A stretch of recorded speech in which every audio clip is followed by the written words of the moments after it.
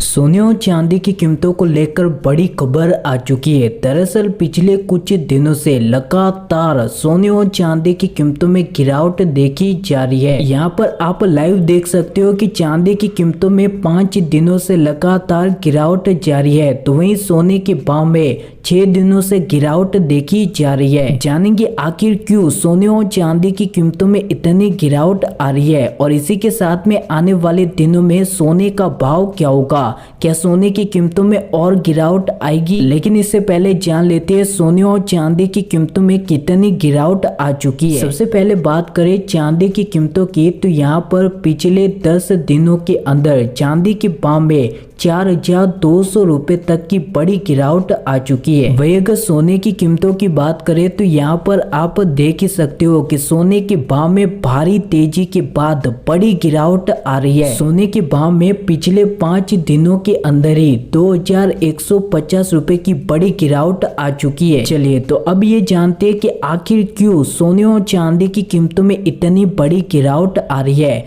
और क्या आने वाले दिनों में सोने और चांदी की कीमतों में और गिरावट आएगी, सोने का भाव कितना सस्ता होगा, जानेंगे पूरी खबर के बारे में। लेकिन इससे पहले आप सभी से निवेदन है कि तुरंत ही नीचे दिए गए सब्सक्राइब के बटन को दबाने के साथ ही बेल नोटिफिकेशन को दबा दे। चलिए तो बात करें कीमतों की, तो सोने और चांदी का भाव अंतर्राष्ट्रीय भाव पर निर्भर करता है। कारोबारियों की माने तो उनका कहना है कि अमेरिकी रिजर्व बैंक ने हाल ही में एक बड़ा फैसला लिया है जिससे कि सोने और चांदी की कीमतों पर बड़ा असर पड़ा है। खबरों की माने तो अमेरिका की रिजर्व बैंक यानी कि फेडरल रिजर्व की हॉकिश कमेंट से कीमतों पर दबाव बना है। फेड ने 2023 में दरें बढ़ाने के संकेत दे दिए हैं। यानी कि सीधी सी भाषा में समझे तो अमेरिका की फेडरल रिजर्व बैंक ब्याज दर बढ़ाती है तो ज्यादा से ज्यादा लोग अपना पैसा बैंकों में जमा करेंगे, जिससे कि सोने पर कम निवेश होगा